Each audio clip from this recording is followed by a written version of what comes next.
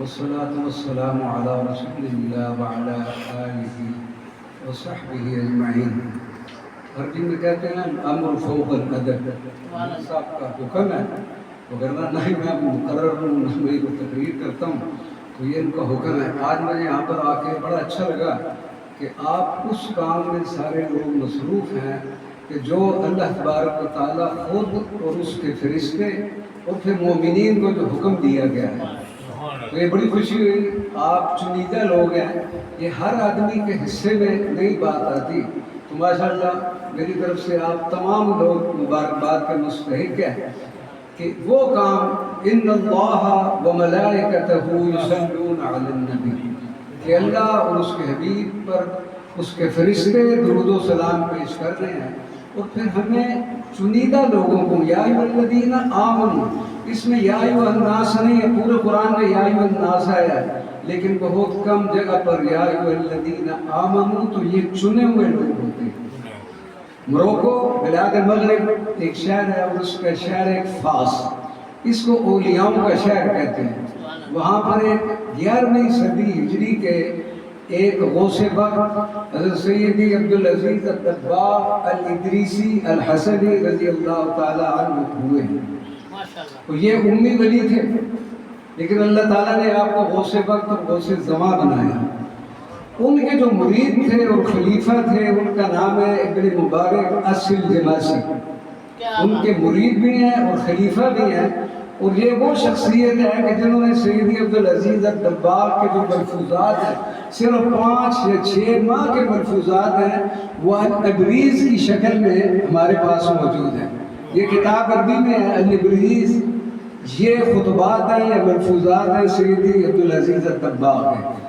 تو احمد مبارک السلجماسی نے پوچھا کہ حضرت مجھے یہ بتائیں کہ درود و سلام پڑھنے کی وجہ سے جنت جو ہے وہ پھیلتی ہے، جنت جھومتی ہے، تو اس کی وجہ کیا ہے، ہمیں سمجھ نہیں۔ تو آپ نے فرمایا کہ ان الجنت اصلها من نور النبی صلی اللہ علیہ وسلم، کہ جو جنت ہے وہ نبی کریم صلی اللہ علیہ وسلم کے نور سے تخلیق کی گئی، اور ہر اصل جو ہے وہ اپنے اصل کی طرف جاتی ہے، تو ہر وقت وہ نبی کریم صلی اللہ علیہ وسلم پر کوئی درود پڑھتا ہے تو وہ جنت مچلتی ہے۔ اور اللہ تبارک و تعالیٰ نے اس جنت کو پابند کیا تھا، وگرنہ سرکار تو عالم صلی اللہ علیہ وسلم کی حیات مبارکہ میں بھی جنت دنیا میں آ جاتی اور حضور کے ساتھ رہتی۔ تو یہ درود و سلام کے فضائل میں سے ایک بتایا۔ دوسرا حضرت امام شافعی رضی اللہ تعالیٰ عنہ نے فرمایا کہ ان اللہ و ملائکتہ، آیت کے ضمن میں آپ فرماتے ہیں کہ یہ درود و سلام پڑھنا فرض ہے، اور اسی طرح شفا بتعریف حقوق المصطفیٰ صلی اللہ علیہ وسلم میں حضرت قاضی ایاز مالکی نے لکھا ہے کہ درود و سلام پڑھنا فرضیت ہے۔ اب شیخ اکبر ابن عربی کو دیکھتے ہیں تو آپ نے فرمایا کہ یہ جو درود ہم پڑھتے ہیں اس کا سب سے زیادہ فائدہ پڑھنے والے کو ہوگا۔ نبی کریم صلی اللہ علیہ وسلم کی ذات ہے وَرَفَعْنَا لَكَ ذِكْرَكَ ہے سایہ تو ہم نے ان کا درود پڑھ کے یہ تو ہمارے اپنے لیے فائدہ ہے، تو لہذا آپ کثرت سے اور تسلسل سے درود و سلام پڑھا کریں۔ مجھے آج بڑی خوشی ہوئی۔ ابھی آپ کو اس کتاب کے بارے میں بتاتے ہیں کہ دلائل الخیرات و شوارق الانوار فی ذکر الصلاۃ والسلام علی النبی المختار، یہ کیا ہے، اس کے مصنف کون ہیں، کیونکہ آپ نے پڑھنا شروع کر دیا ہے۔ ابن عربی رحمۃ اللہ علیہ فرماتے ہیں کہ نبی کریم صلی اللہ علیہ وسلم پر پڑھا جانے والا درود و سلام ہر حال میں مقبول ہے۔ ہمیں اپنی نمازوں کا، اپنی زکوٰۃ کا، اپنی حج کا کسی بات کا علم نہیں، لیکن یہ واحد عمل ہے کہ جو ہر حال میں قبول و منظور ہے۔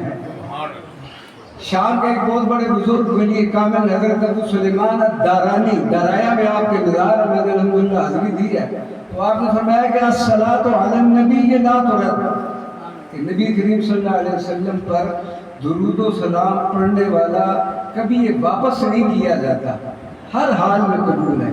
اب ہم دیکھتے ہیں کہ جو قرآن نے ہمیں حکم دیا ہے ان اللہ و ملائکتہ یصلون علی النبی، مختصر وقت ہے، یا ایھا الذین آمنوا صلوا، دیکھیں یہ صیغہ جمع ہے، ماشاءاللہ آپ سارے لوگ عربی جاننے والے، یہ حکم ہے صلو وسلموا۔ تو قرآن ہمیں 2 چیزوں کا حکم دے رہا ہے، آپ جب کبھی بھی درود و سلام پڑھیں تو یہ آپ دھیان رکھیں کوئی صیغہ آپ طویل پڑھیں صغیر پڑھیں اس میں ان دونوں الفاظ کا ہونا ضروری ہے، لفظ درود بھی ہو اور سلام بھی ہو، یہ قرآنی حکم ہے۔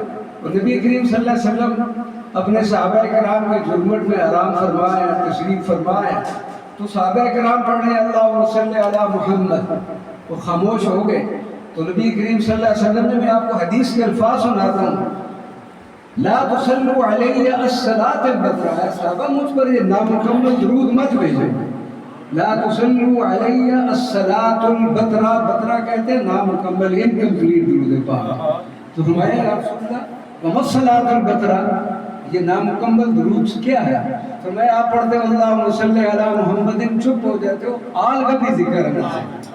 اب لیکن تین چیزیں ہمیں مل گئی، دو قرآن سے مل گئی، ایک درود ہونا چاہیے، دوسرا سلام ہونا چاہیے، تیسرا اس میں پھر لفظ آل ہونا چاہیے، اس کے بغیر جو ہے وہ درود نامکمل رہے گا۔ اللہم صلی، جتنا لمبا صیغہ ہو جتنا چھوٹا صیغہ ہو یہ دھیان رہے آپ کو کہ اللہم صلی علی محمد وعلی آل محمد، اس کے بعد پھر اصحاب محمد و اولیاء محمد، یہ ایک طویل درود ہے لیکن تین چیزوں کا ہونا ضروری ہے، تو یہ آپ دھیان رکھیں جب بھی کبھی آپ درود و سلام پڑھیں۔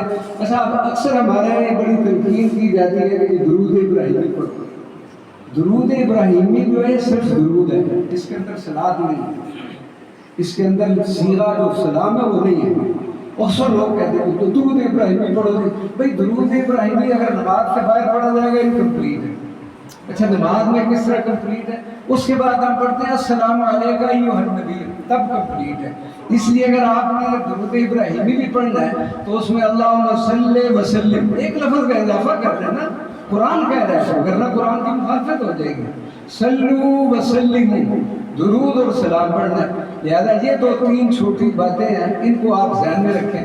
اب سوال یہ ہے کہ یہ تو دلائل الخیرات ہے یا کیا چیز ہے؟ دلائل الخیرات مختصراً آپ کو بتاتا ہوں تاکہ آپ کو یاد رہے، یہ درود و سلام کا ایک گلدستہ ہے، درود و سلام کا ایک یہ گلدستہ ہے۔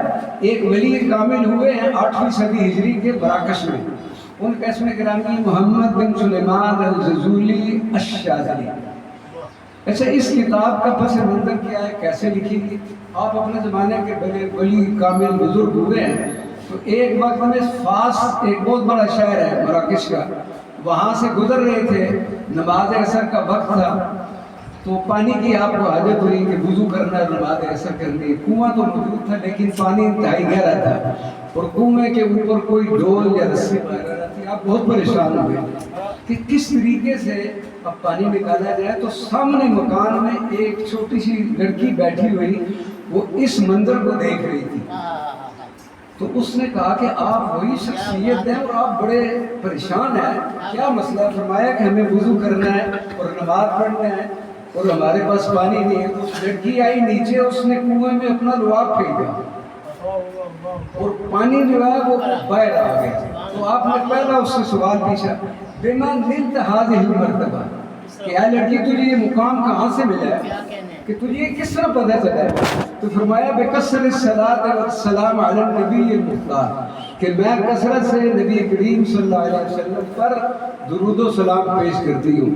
تو سیدنا سلیمان جزولی نے اسی وقت کنویں پر قسم اٹھا لی کہ اگر میں زندہ رہا تو میں پھر ایک درود و سلام کی کتاب مرتب کروں گا، اور اس میں یہ درود و سلام اس کا جو 7واں جز ہے آخری، اس میں ہے اللہم صلی علی محمد وعلی آل محمد صلاۃ دائمۃ مقبولۃ تؤدی بها عنا حق الدین، اسے ہماری زبان میں صلاۃ الدین یا کنویں والا درود و سلام کہا جاتا ہے۔ تو یہ تو میں نے آپ کو بتا دیا کہ یہ دلائل الخیرات کا مختصر تعارف کروا دیا اور اس کے مصنف کا تعارف کروا دیا۔ آپ کا وصال مراکش میں ہوا اور 77 سال کے بعد 77 ایئرز کے بعد آپ کو قبر سے نکالا گیا، سلطان کے وقت کے حکم سے ان کو قبر سے نکالا گیا اور کسی جگہ دوسری جگہ شفٹ کیا گیا، تو دیکھا آپ بالکل تر و تازہ ہے۔ کسی آدمی نے آپ کے جسد اطہر پر انگلی لگائی تو خون حرکت کرتا ہوا معلوم ہوا۔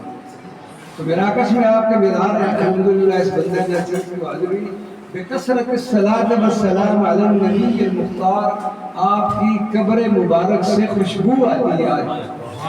اور یہ جو قادری اور شاذلی سلسلہ ہے ان کا یہ خاصہ ہے کہ جتنا درود و سلام شاذلیوں نے لکھا اور پڑھا اتنا کسی نے نہیں پڑھا. ہمارے یہاں تو شاذلی سلسلہ بہت کم ہے، ایک بزرگ میں کراچی میں ہے، لیکن یہ نارتھ افریقہ میں یہ سارے شاذلی ہیں. اور ان کا قاضی ایاز مالکی اگر آپ دے لیں الشفاء بتعریف حقوق مصطفیٰ صلی اللہ علیہ وسلم، وہ اگر سونے سے بھی تولی جائے تو کم ہے. یہ سارا کام جو ہے مراکش میں ہوا. تو سید سلیمان غزولی کی یہ کتاب ہے. کتابیں تو شروع سے لکھی جاتی رہی ہیں، لیکن ان درود و سلام کی کتابوں میں کچھ کتابوں کو بڑی اہمیت حاصل ہے. اور یہ دلائل الخیرات وہ کتاب ہے کہ نبی کریم صلی اللہ علیہ وسلم نے اسے خود پسند فرمایا.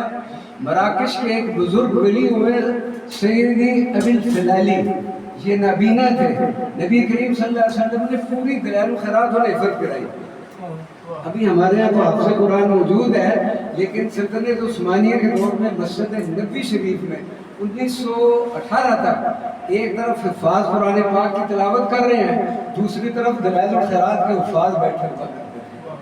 ماشاءاللہ یہ قبلہ شاہ صاحب کی برکت سے یہ آپ لوگوں نے سلسلہ شروع کر دیا ہے. اور یہ بڑی ذمہ داری سے آپ کو بتا رہا ہوں کہ پوری اس کائنات میں، پوری دنیا میں قرآن پاک کے بعد درود و سلام کی کتاب جو پڑھی جانے والی سب سے زیادہ وہ دلائل الخیرات ہے. اور نبی کریم صلی اللہ علیہ وسلم اس کی خود اجازت دیتے ہیں. مطلب جس بندے کا پایا جیسا اس کا ہوگا مرتبہ، نبی کریم صلی اللہ علیہ وسلم اس سے اجازت دیتے ہیں. بڑی بابرکت کتاب ہے، آپ خود پڑھیں، اپنے گھر والوں کو اس کی ترغیب دلائیں. شاہ صاحب سے اجازت دیں گے، ان کے پاس اجازت بھی ہے دلائل الخیرات شریف کی. تو کثرت سے آخری بات ہے کہ درود و سلام ہر حال میں قبول و منظور ہے. کثرت سے اور تسلسل سے آپ درود و سلام کا اگر جاری رکھیں. وما علینا الا البلاغ.